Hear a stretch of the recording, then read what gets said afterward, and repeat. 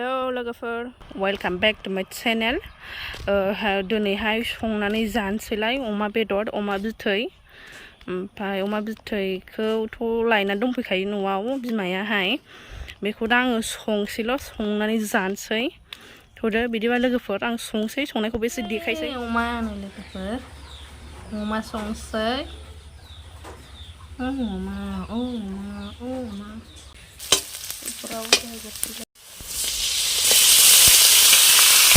नायलाय लोगोफोर 1 केजि अमाया बेसे एसेल' दानिया सिगांहाय गोदोथ' जाख'लायनो हायामोन.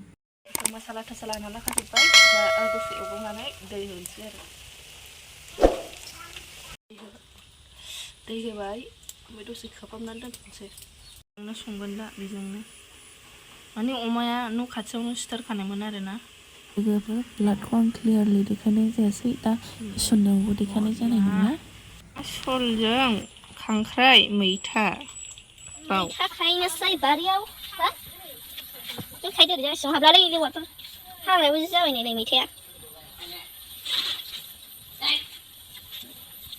नै मैगा दुस्थ' जागासिनो मैथायाबो मा होनदे बेखौनो दैयाव लायो गगा मोनदोंलै खसिसा मैथाजों ना सल खांख्राइ अमा ओमफ्राय आलुजों उसुमैजों मैथा खाग्राया नै बेखौ लायाखै सयसल' लादों गामि फैग्राबो दं नै ओमफ्राय जोंना ड्रागनाबो बारफिनलायबाय नै बेखौ एबारजों खोनथाम जानोसै आरो बेखौ जाखांबा आरो बारलायगोन बे आरो बैयाव मोनसे दङ बे थाइफेराखै आरो ना बेखौ दा आं खोन्थागोन र' मैथा बारियाव मोनसे दङ नैबेनो नैबेबो ड्रागना नै बे थाइफेराखै आरो बैयावथ' मा गायदोंथाय नायनांगोनसो औथ' मा गायदों हाबनोनो मोना जोंहा गेट पास नांगौ हाबनो बे गेट पास नांगौनो सानैसो बे जायगाया हाबनो मोना जानला मोनला नै होथेला जोंनायसो दा मालाबा खोन्थागोन आं ना सानैजों मालाबा खोन्थागोन मैथा हाग्राजों आंजों मा गायदोंथाय औ मिथियोलाय जों हले जाग्राल' आंगुर दंलाजोबो स्कवासबो दंमोनलै अफायबा स्कवासआ थैबाय नामा ए हनै नैबेनो बनाबो नै बावसो थाफैयो बावसो बायरावसो थाफैयो स्कवासआ नैबेनो आरो स्कवासआ मानलाबाथाय होनोसैलाय आलु जारि मैथाया बेनो थैयो दैया रानबाय होनोसै बिदैखौ होसनबाय आं देखायनाय जायासै लोगोफोर एसे गोदौबावसैब्रा आरामनो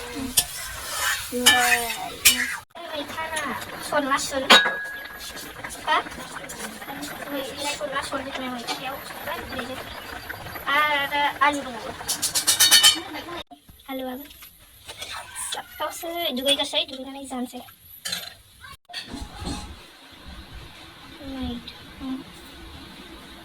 बेखौ सिनायो बेमा बेखौ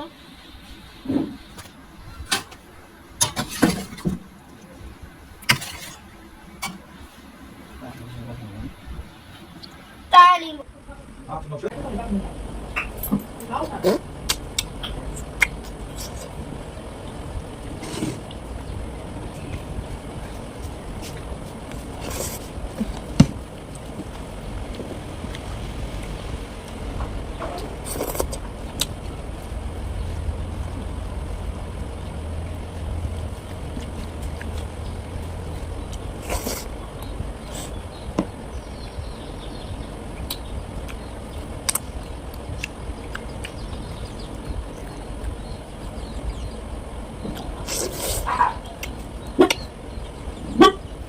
udah kemana?